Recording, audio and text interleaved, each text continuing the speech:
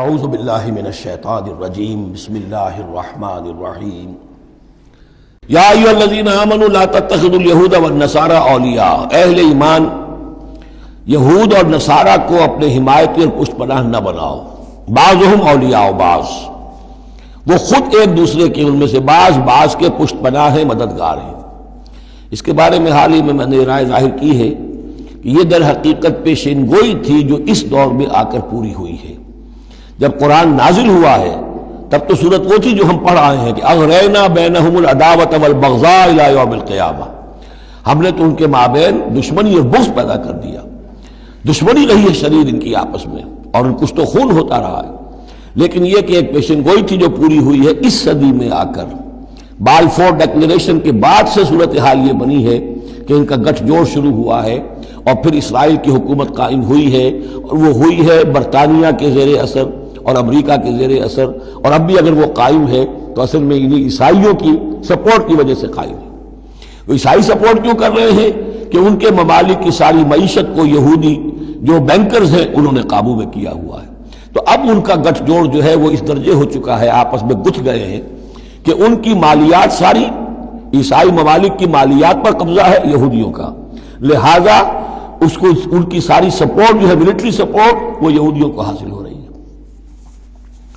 یا ایھا الذین آمنوا لا تتخذوا اليہود والنصارى اولیاء، مت بناؤ یہودیوں اور عیسائیوں کو اپنے حمایتی اور پشت پناہ، بعضهم اولیاء بعض، وہ ایک دوسرے کے مددگار ہیں۔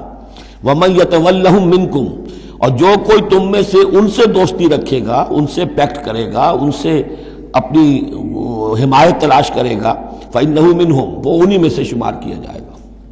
پھر ہم اسے مسلمان نہیں سمجھیں گے، ہماری نگاہوں میں پھر وہ یہودی اور نصرانی ہے۔ ان اللہ لا یہدی القوم الظالمین، اللہ ایسے ظالموں کو ہدایت نہیں دیتا۔ آج ہماری جو ہے اکثر ممالک کی پالیسی کدھر جا رہی ہے اور قرآن کا فتویٰ کیا ہے اس پر وہ آپ کے سامنے آ گیا۔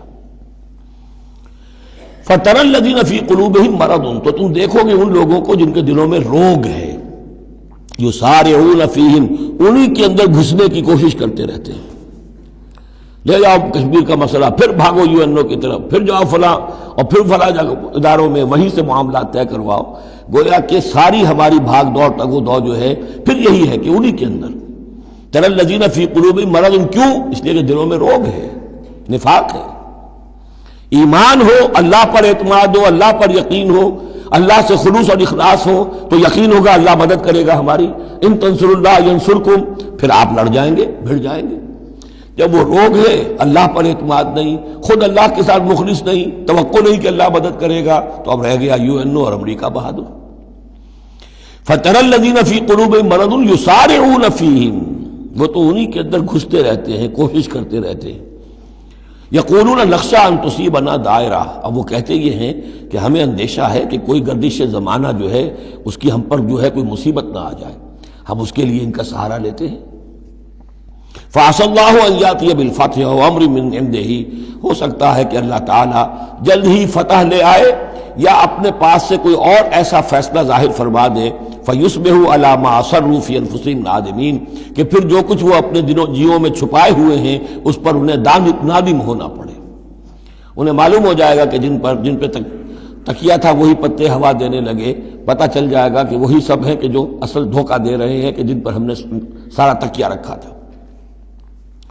وَيَقُولُ الَّذِينَ آمَنُوا هَؤُلَاءِ الَّذِينَ أَقْسَمُوا بِاللَّهِ جَهْدَ أَيْمَانِهِمْ، اور اس وقت پھر اہل ایمان کہیں گے کہ یہ وہ لوگ ہیں کہ جو قسمیں کھا کھا کر کہا کرتے تھے إِنَّهُمْ لَمَعَكُمْ، کہ وہ تمہارے ساتھ ہیں۔